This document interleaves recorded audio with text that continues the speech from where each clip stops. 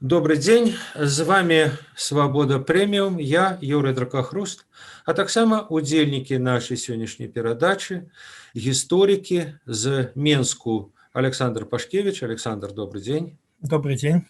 І з Прагі Ярослав Шымаў. Ярослав, прывітанне. Добрый день. Тэма нашай сённяшняй гутаркі – гэта ці ёсць законы ў рэвалюцыі. Каго пра гэта пытаць, як не гісторыкаў. Ну вось беларускія, расійскія пратэсты, нехта скажа рэвалюцыі, вот в якой ступені другія ці другая выкліканыя першымі ці першай, у якой расійская рэвалюцыя выклікана беларускай. Вядомая версія Александра Лукашэнкі, такая даволі звязная, хаця і канспіралагічная, што вот ёсць план лялькаводаў заходніх, заакіянскіх, што спачатку раскартухаць Беларусь, а потым галоўны прыз, так бы мовіць, як плацдарм для гэтага Расія. З іншага боку, ёсць досвед, так бы мовіць, каскадаў рэвалюцыі. Арабская вясна, калі ў дзесятку краінаў адбыліся рэвалюцыі амаль на працягу пару месяцаў.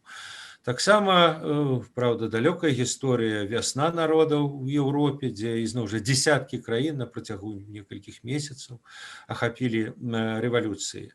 Вот якая сувязь паміж беларускай і расійскай рэвалюцыяй?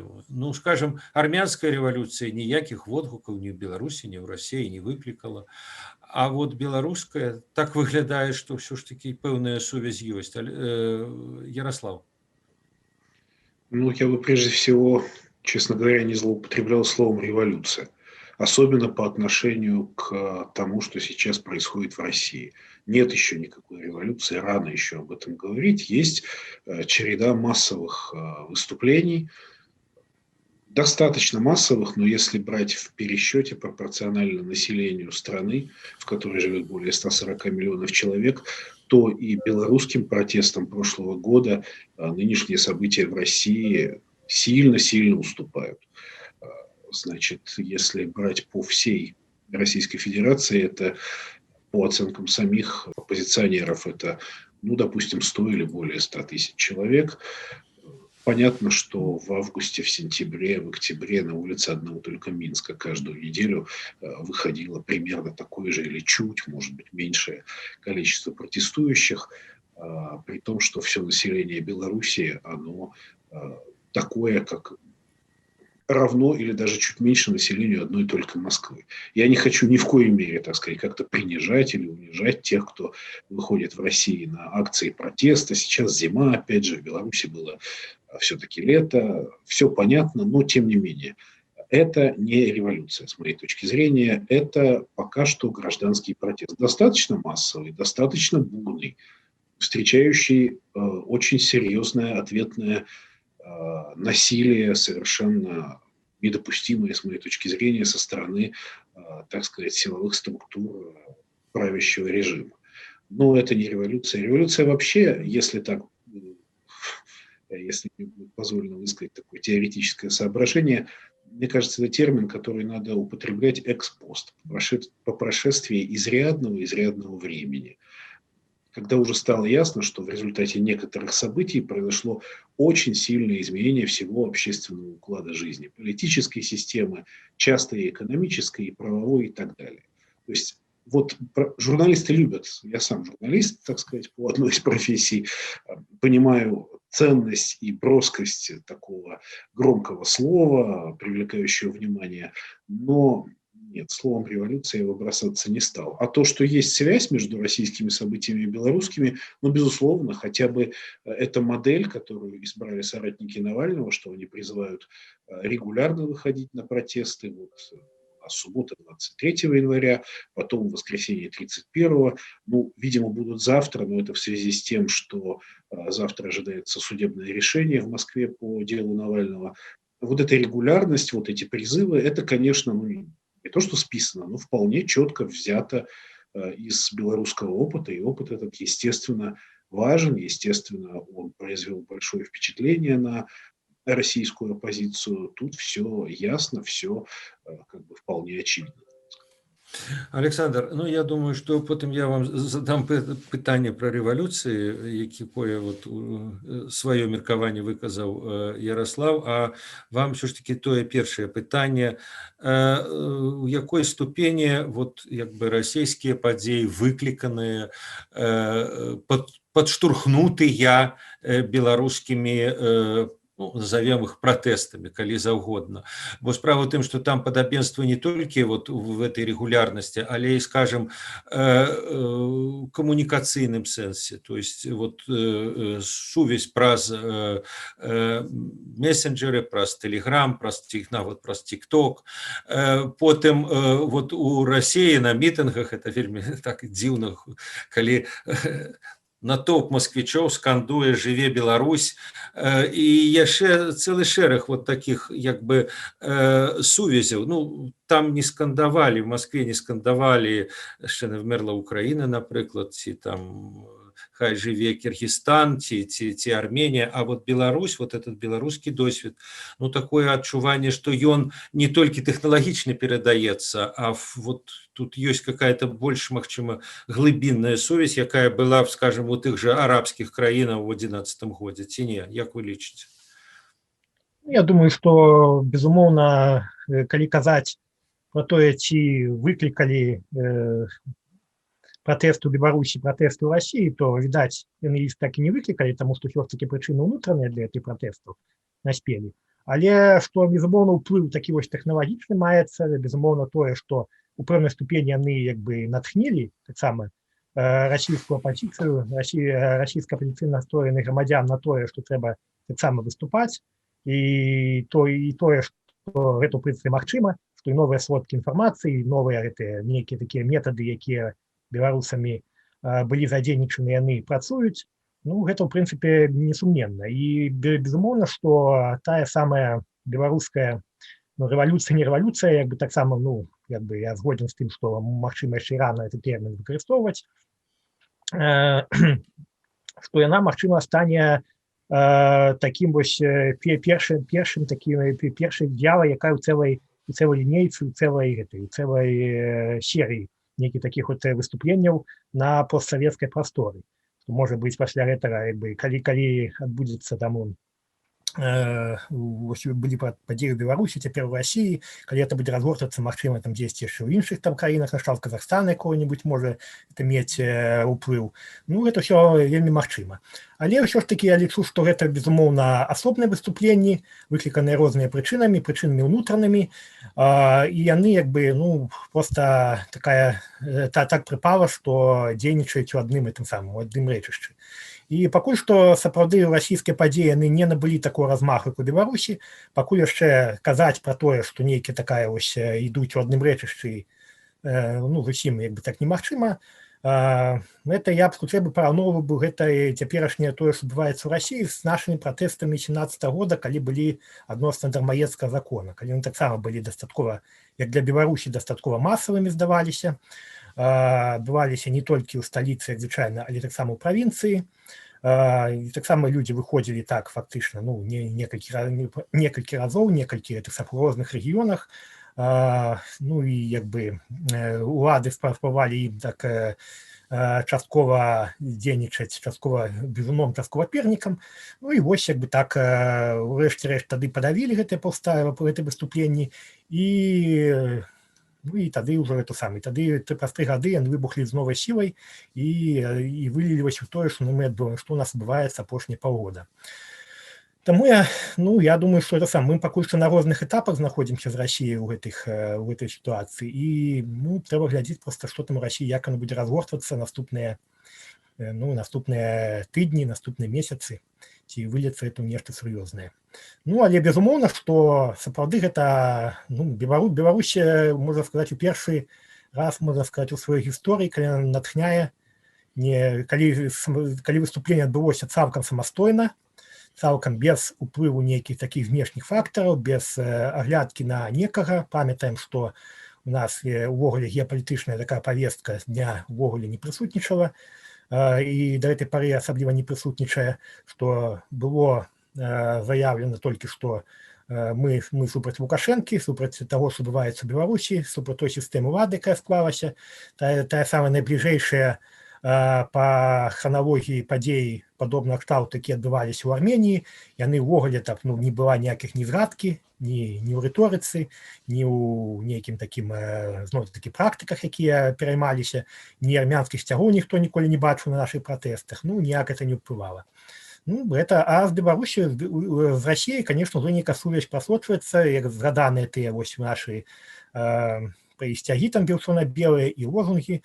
Ну, я думаю, что это еще тлумачыцца пры самымі рэчамі, як у арабскай вясне той самай, што гэта блізкія краіны, это краіны, якія, ў прынцыпе, адзін з адным сочаць, адзін аднаго разумеюць, хоць бы таму, што знаходзіцца такой агульнай, ну, больш-менш агульнай культурнай прасторы, ну, мова адзіная там асноўная расейская. Ну і таму гэта, безумоўна, гэта тут адчуванне проста таго, што нешта такое падобнае падабенства ёсць і, адпаведна, ну, як натхняе па-іншым, чым калі нешта адбываецца ў нейкай краіне, з якой, ну, увогуле незразумелая. Ну і тут сапраўды вот такія, як бы, это довольно для Беларусі дзіўна. Беларусь задае ўзоры, бо раней там разважалі, а хто беларускі Навальны, а хто там беларускі, я не ведаю, Пашыньян. Зараз в России абмяркоўваюць, а вот Юлия Навальная, это русская Тихановская, то есть уже роли меняются. Наступное мое пытанне, можа, такое больш змястоўнае про вот механізм рэвалюцыі. Ці можна арганізаваць рэвалюцыю? Ну, вот, як бы, Александр Лукашенко в своих прамовах весь час говорят, что да, вот это организовали лельководы, вот яны як бы и хлопнули в ладоши, там кинули бабки, так сказать, и вот, коли ласка, глядите, какие жахи. Ну, а вот белорусскую, ну, революцию, скажем, массовые протесты, мы еще вернемся до этой темы, кто организовал? Тихановский, Тихановская, Бабарыка, Нехта, вот и лельководы знакомитые. Ярослав, можно организовать революцию? Я думаю, что революцию, именно как революцию, организовать нельзя. Можно организовать переворот. Можно организовать массовое выступление общественное, но вряд ли такое единичное. Но вряд ли можно организовать как бы вот такое широкое общественное движение. Для этого нужно иметь определенную общественную ситуацию, кризис, который определяется, ну, массой разных факторов. И, конечно, все эти убогие объяснения, что Путина, что Лукашенко по поводу кукловодов, знаете, ну, внешние факторы, они, конечно, во многих революциях присутствуют. Все понятно. Когда, допустим, говорится о том, что, ну, в революции в февральской 1917 года там были замешаны какие-то, так сказать, прослеживаются какие-то связи с интересами, допустим, западных союзников тогдашней России. Ну, наверное, отчасти что-то там, может быть, и было, потому что понятно, что антантовские державы были обеспокоены присутствием там в начале Распутина и каких-то других деятелей в окружении царя, которые при определенной ситуации могли бы пойти на сепаратный мир с Германией. Но понятное же дело, что февральская революция и вообще события 17 года, 20 века в России не произошли там по наущению, не знаю, британцев, французов или каких угодно, или наоборот немцев, которые там заслали господина товарища Ленина в Россию.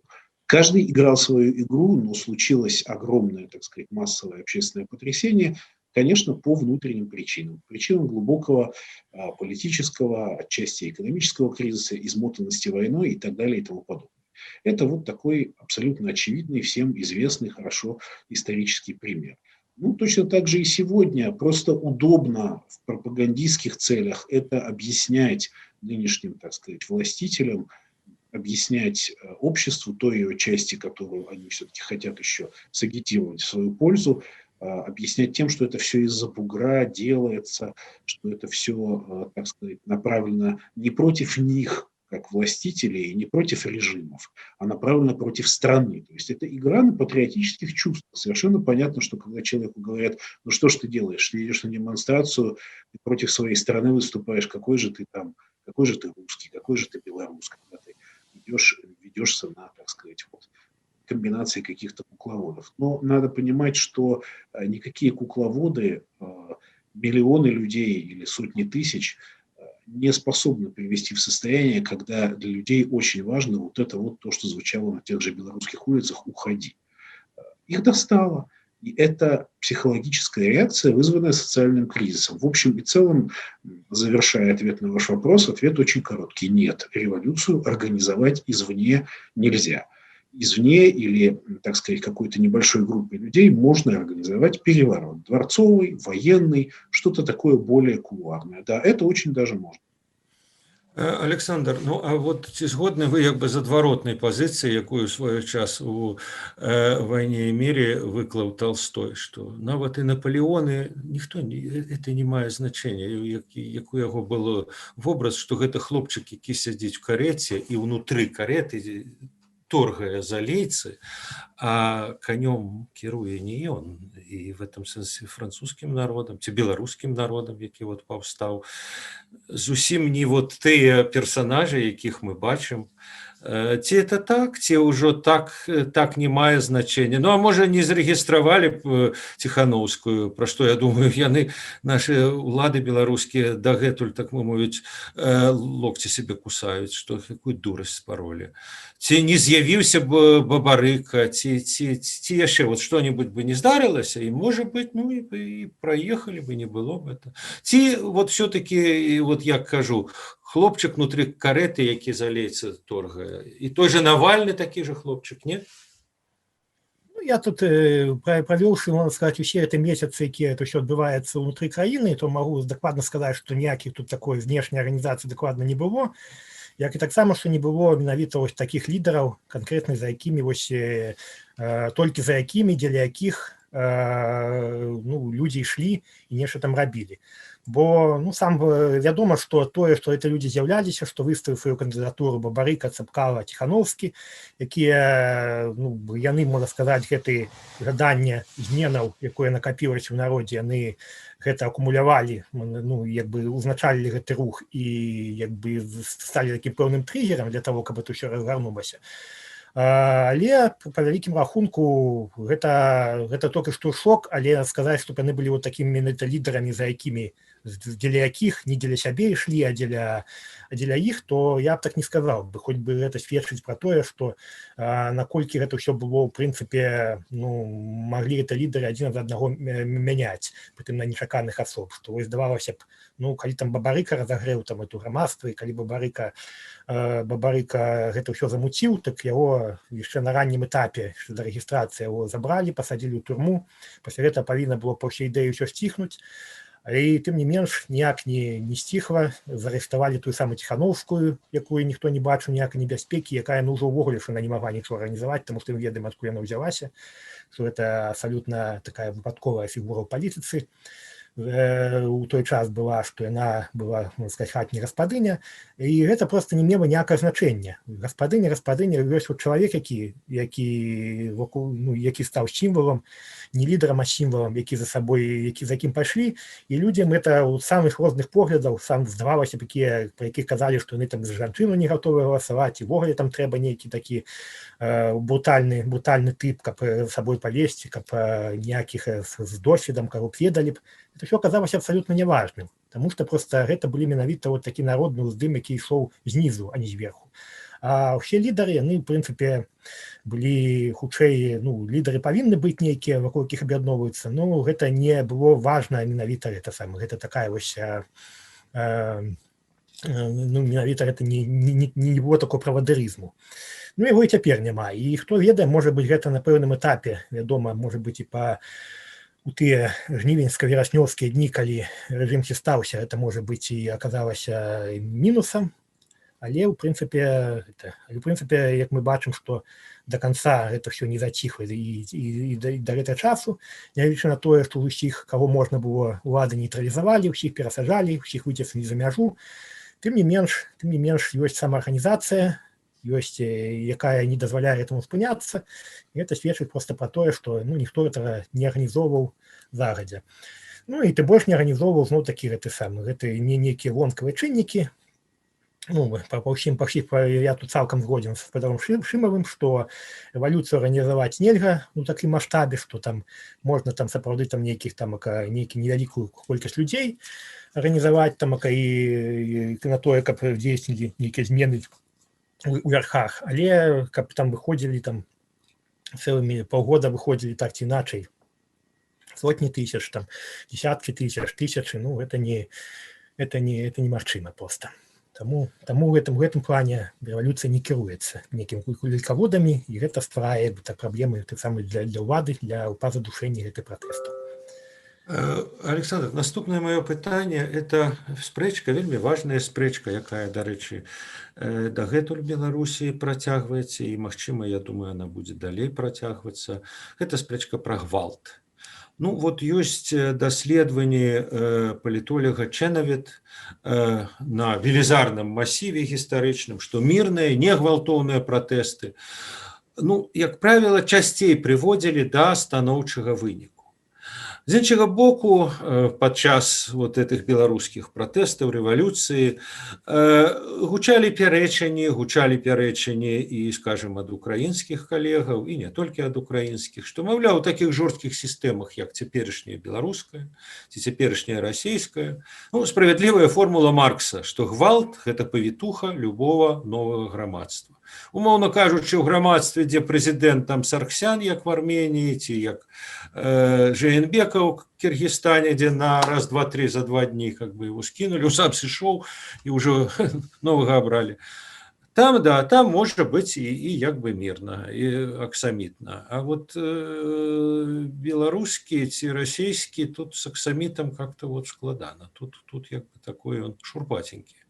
Так вот, может быть, это формула Маркса сапраўды, як бы мы ў дадзеным выпадку нікога ні да чаго не заклікаем, просто вот як бы гістарычны досвед гаворыць, што калі улада яшчэ з драйвам, калі яна гатова ўжываць любы гвалт, то адпаведна вот так як Беларусь.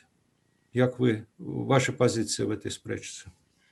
Вельмі цяжка тут просто такую нейкую пазіцыю цяпер прагнастычную сфармаваць, што, скажем, як тут яно будзе, ці это самае, ці будзе гвалт, ці скончыцца это у нас гвалтам, ці ўсё неяк так дойдзе да нейкага развязання мірным шляхам, бо ну, гэта ўсё цяпер, на жаль, это ўсё выйшла ў такім у такую сферу, што прагназаваць нешта вельмі цяжка.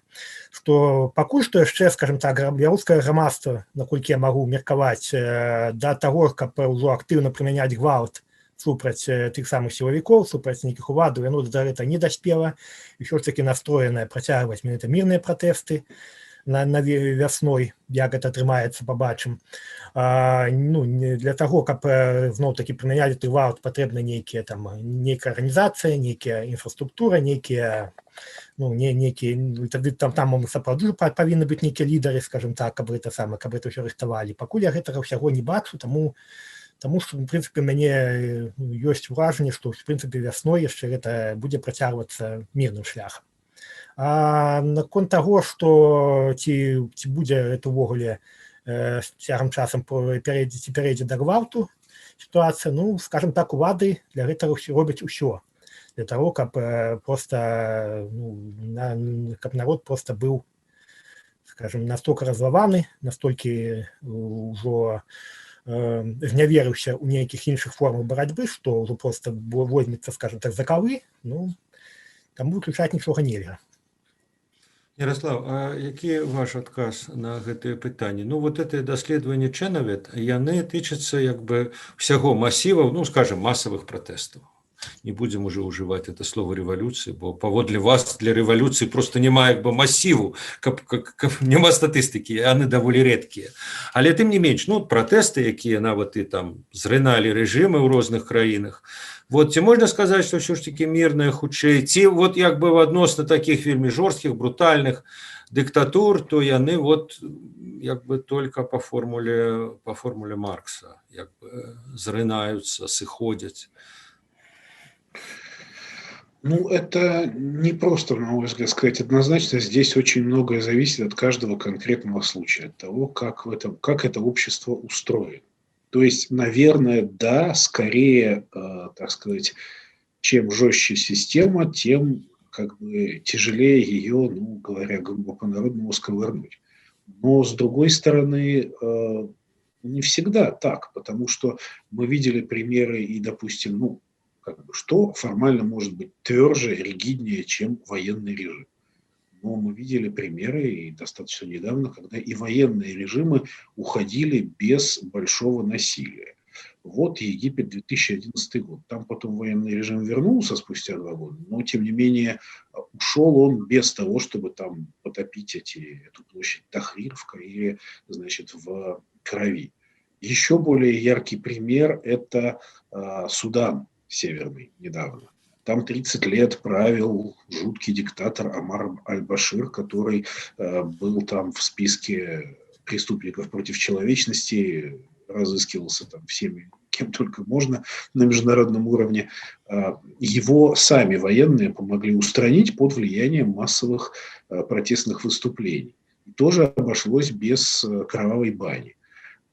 Если вспомнить опыт 1989 года, ну, формально, да, там самая жесткая из коммунистических диктатур Восточной Европы, диктатура Чаушеску, там без крови не обошлось, в том числе и крови самого Чаушеску, наконец, а в других странах все произошло мирно. То есть, как бы в каком-то смысле эта закономерность может прослеживаться, но, опять же, все очень зависит от того, от истории данного общества, от того, как оно устроено, есть ли там вообще как бы склонность к каким-то договоренностям. То есть почему, например, я не знаю, какая-нибудь Швеция вообще за всю свою историю современную, там, последних нескольких столетий, вообще обошлась без революции. А ведь там тоже были довольно острые кризисы, если посмотреть повнимательнее на историю таких стран.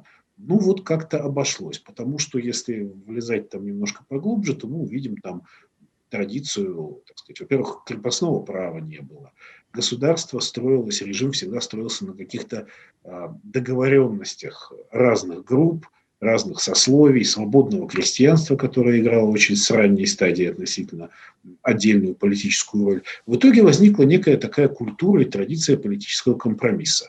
И революции оказались как бы, и кровь, насилие оказались как бы, ну, не нужны. Зачем, грубо говоря, пускать друг другу кровь, если можно все-таки договориться и сменить ситуацию мирно. Но в традициях, так сказать, к сожалению, в наших краях, в восточнославянских, назовем это так, ну, там традиции несколько другие, там как раз не хватает этого вот опыта договоренности, гражданского самоуправления. Поэтому часто проще пойти стенка на стенку и выяснить отношения, чем пытаться достичь компромисса, так сказать, на словах или за столом. Александр, ну а зараз да пытання, якое на самым пачатку узняў Ярослав, выклаў сваю пазіцыю, як бы што трэба, каб заслужыць звання высокого звання рэвалюцыі. Ну, пратэст.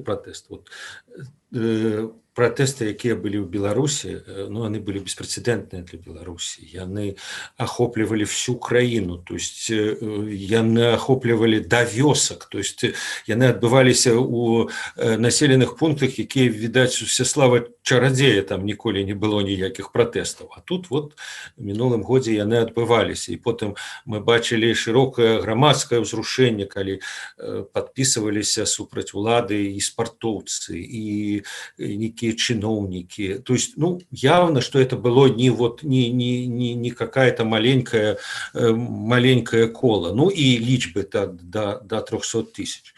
Ну, вот кажут, что революция, кардинальные змены повинны. Ну, а як бы... а хрен его ведае, якія яны будуць. Это, памятаеце, знакаміты адказ Джо Энлая, калі Киссинджер его спытаў, а вот як компартия Китая ставится до Великой Французской революции.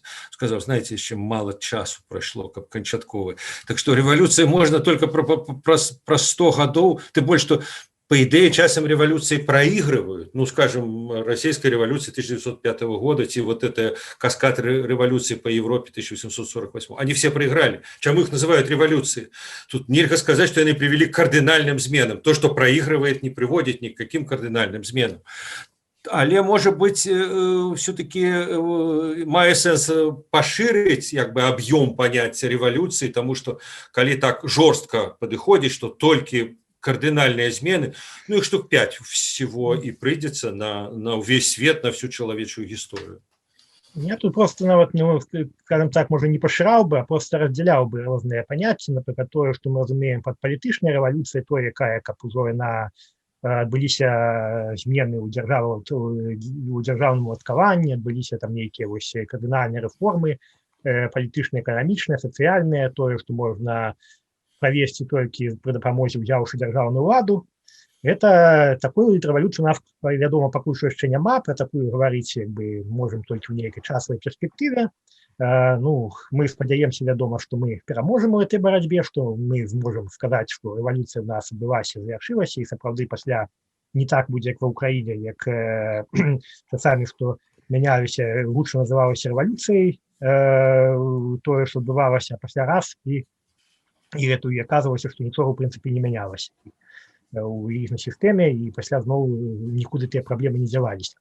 Таму сапраўды, калі пра гэта казаць, то тут трэба асцярожна і глядзець на перспектыву ўжо праз таго, што гэта, па-першае, чым это скончыцца, ці скончыцца это перамогай і калі скончыцца, і што будзе пасля гэтай перамогі, ці не будзе это такога, што ў прынцыпе памяняецца ўлада і сутнасна асабліва нічога і не будзе. І народ будзе зноў-такі ностальгіраваць па таму, што было. Але ёсць таксама такая ментальная рэвалюцыя, ёсць рэвалюцыя тая, якая адбываецца ў галовах, у мазгах, калі вось выразна мяняецца настрой насельніцтва, і можна сказаць, што таксама народ мяняецца, што мы не пазнаём того грамадства, якое не было. І вось гэтая рэвалюцыя, яна безумоўна адбылася. У гэтым годзе яна адбывалася, можа, папярэднія гады, можа быць, першыя такія парасткі згаданыя ўжо мной 17 годзе мы бачылі, калі адбывалася нешта такое нечуванае, што вось проста па нейкіх там райцэнтрах пачыналіся выступленні. А в гэтым годзе мы проста бачым, што той ціхмяны народ, пра які мы самі, называя часамі, бывала з горычу і з пагардай гаварылі, што якое ніколі ніхто не зрушыць, што яму нічога не цікава, што ўсё кожная свая хата з краю. І вось ён раптам аб'яднаўся, раптам стаў эту саму, пашырыліся ідэі салідарнасці, агульныя інтарэсы, зразуметы не з пункту гледжання такой дзяржаўнага, што проста дзяржава як бы навязвае і гаворыць, што вы павінны радзіма перш за ўсё, а вы астатняе ўсё на заднім плане. Вы просто выразная такая людская усвядомленасць агульных інтарэсаў, салідарнасць, гарызантальныя сувязі, наладжванне. Рэальна, калі проста гэта тое, што мы называем фармаванне ці дафармаванне беларускай нацыі грамадзянскай. Это ўсё адбылося, і для Беларусі это сапраўды вельмі рэвалюцыйныя працэсы, тому што грамадства стала іншым. Это просто стала відавочнае, і што яно ўжо не стане ранейшым, это таксама відавочна, што яго можа там часамі на нейкі час гэтыя працэсы зменшыць іх праяву, загнаць як бы так тэрорам, прыдушыць, але дагнуць да стану ўжо пачатку 2020 года, калі нам здавалася, што это ўсё назаўсёды і ніякіх шансаў, то гэта немагчыма. І вось у гэтым плане, я думаю, што мы можам казаць пра рэвалюцыю грамадскай свядомасці, пра рэвалюцыю ў ментальнасці, рэвалюцыю ў мазгах. Таму, калі проста гэта ўсё раздзяляць, то ніякай супярэчнасці ў гэтым плане няма. Мирослав, а як вы лічыце, як трэба заслужыць это ганаровае званне? Цікава, дарэчы, сказаць, што расійскія бальшавікі даволі доўга, мне здаецца, гадоў 10, вот эта знакамітая праца была Троцкага, называлі свой переворот переворотом. То есть это так офіцыйна, это было афіцыйнае наіменаванне. Але па наступствах, ну, это сапраўды было... Нам гэтыя наступствы могуць вельмі не падабацца, но яны былі проста каласальныя, безумоўна. Але вот как бы тэхналагічна это был, я кажу, самі называлі переворот, правда, потым переименавалі. Так вот, які все-таки аб'ём? Што трэба ўтварыць, каб это была рэвалюцыя? Ну, я уже вначале эту тему затронул, что с моей точки зрения нужно, чтобы произошли действительно очень серьезные изменения во всех более-менее сторонах общественной жизни. Но мы тут очень часто сводим понятие революции к какому-то конкретному событию. Смотрите, тот же октябрь 17 года в Петрограде, да, это, конечно, переворот. Это вполне классический военный переворот. достаточно локальный. Общеизвестно, что там все это разыгралось в пределах нескольких кварталов, а чуть подальше шла достаточно нормальная обычная городская жизнь в тот момент. Но революция обычно процесс более длительный. Поэтому та революция, которая в России тогда разыгралась, она, конечно, о ней можно говорить было, ну, на самом деле, ну, по меньшей мере, к моменту окончания гражданской войны, когда действительно был весь уклад жизни сильно перелопачен и очень многое поменялось. А совсем по большому счету, на самом деле завершил большевистскую революцию, конечно, Сталин своей коллективизацией в первую очередь, когда он уничтожил, сломал, убил, часто в прямом смысле слова, ту крестьянскую Россию, которая существовала и которую он, так сказать, унаследовал от периода до 1917 года. И так всегда. Я приведу в пример французского такого довольно известного историка Франсуа Фюре. Он автор большого труда, двухтомного, о французской революции.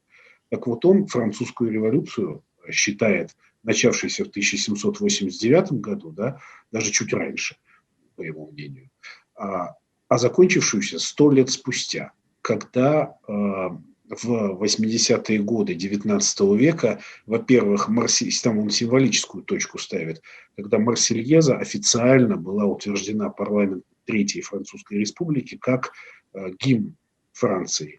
И когда на очередных выборах в этой республике окончательное поражение потерпели все монархические фракции. Там были сторонники разных свергнутых династий, там, Бонапартов, Бурбонов и так далее. И вот весь этот процесс столетний, в рамках которого было несколько того, что мы приняли называть революцией. Великая французская революция, 1830-й, 1848-й, там, 1870-е годы. Вот это все как бы этапы большого пути. Мне очень нравится такой подход к революциям. То есть революция – это очень масштабное событие. Ну а в рамках нее может быть куча разных переворотов, гражданских выступлений, всяких разных бурных событий. Но вот революция как таковая – это когда действительно люди могут обернуться и сказать: а мы сейчас живем ну совсем по-другому, чем мы жили там в таком-то году. Или даже не мы, а наши отцы или даже деды, потому что такая большая революция заняла жизнь более чем одного поколения. И так может быть.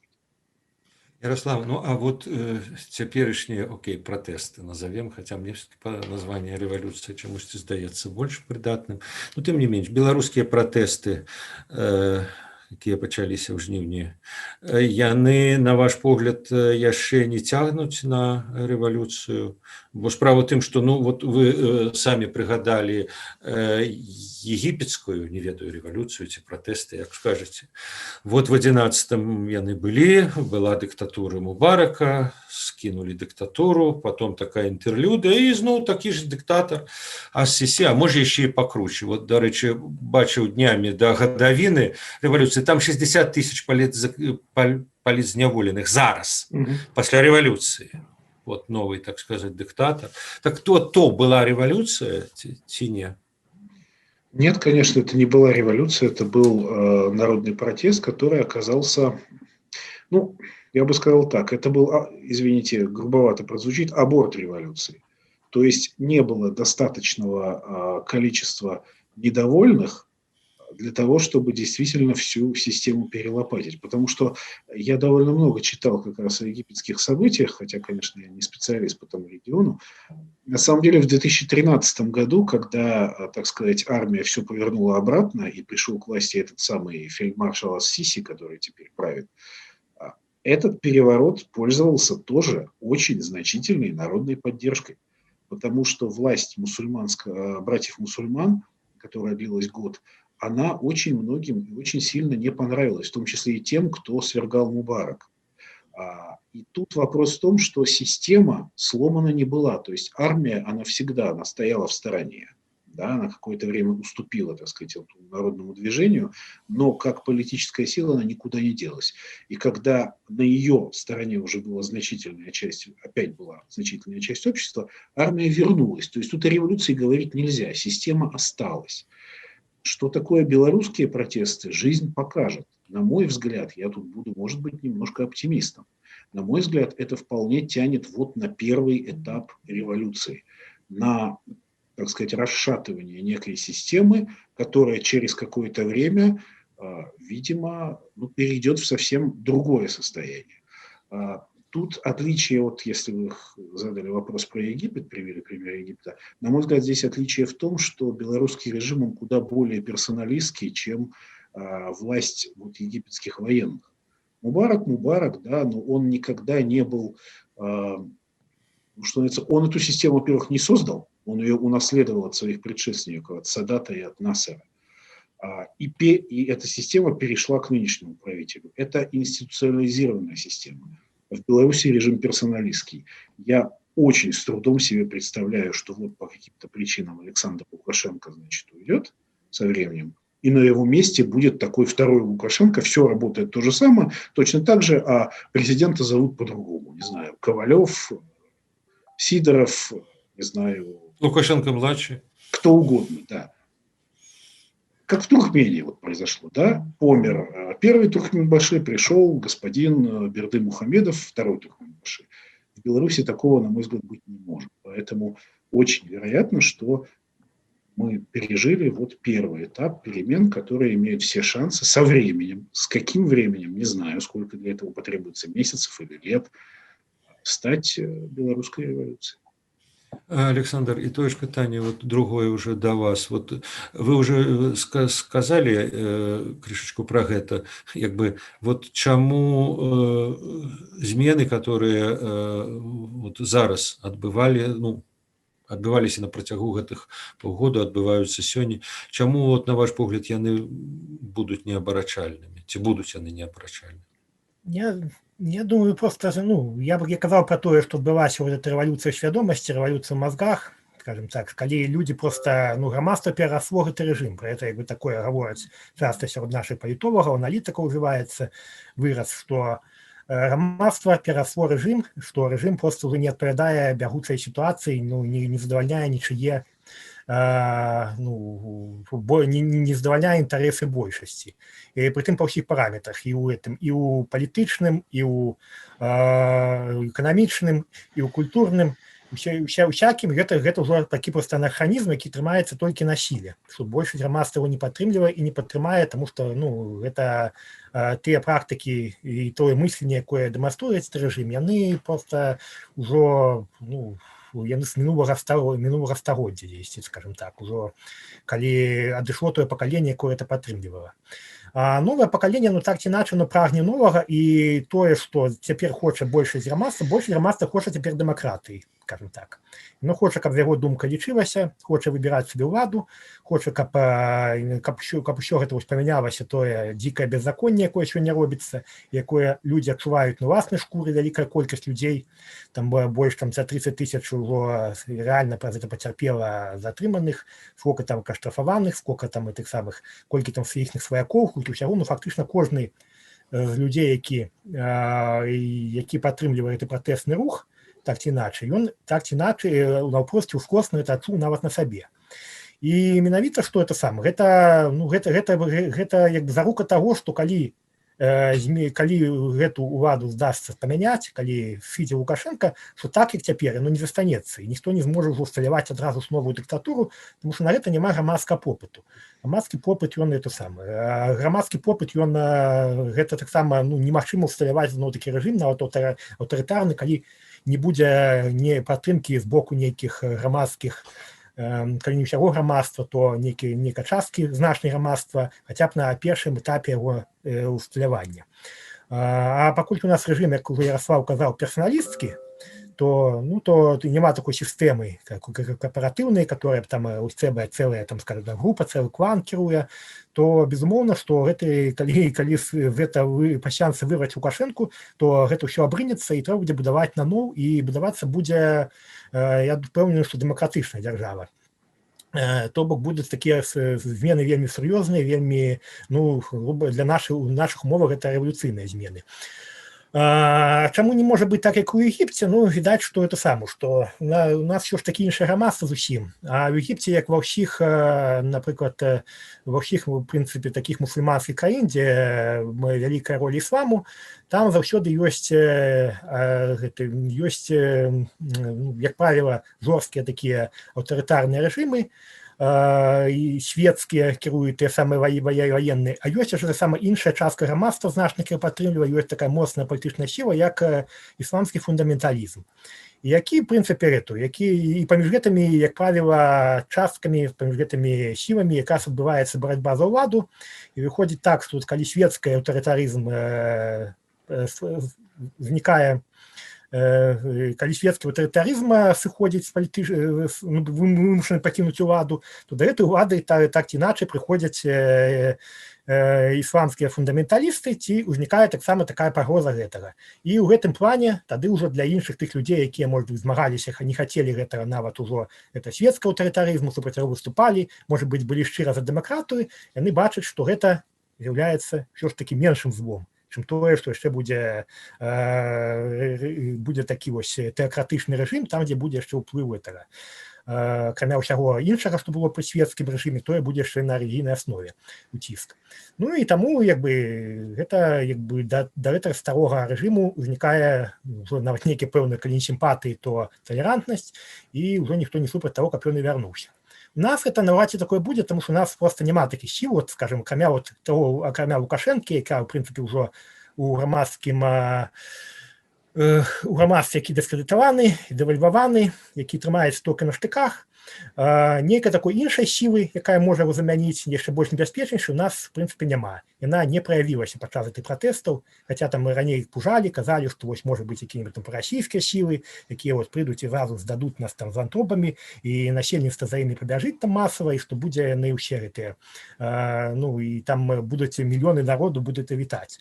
Ну, я думаю, што калі б гэта так было, то за гэты паўгода гэта б нейкім чынам праявілася. Проста бачна было, што ёсць такая сіла, якая гатовая на гэтым сыграць, ёсць грамадства, якое гэта падтрымаць.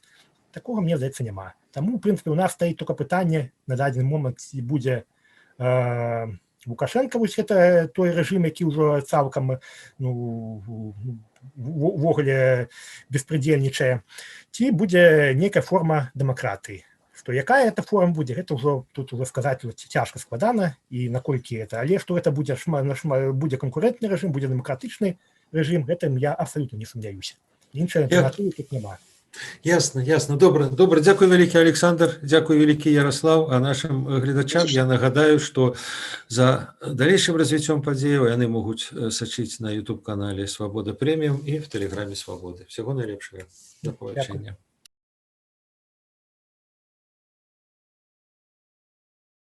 Хочаце ведаць, што адбываецца? Апошнія навіны, жывыя трансляцыі, відэа, фота. Пастаўце на мабільны тэлефон нашу аплікацыю.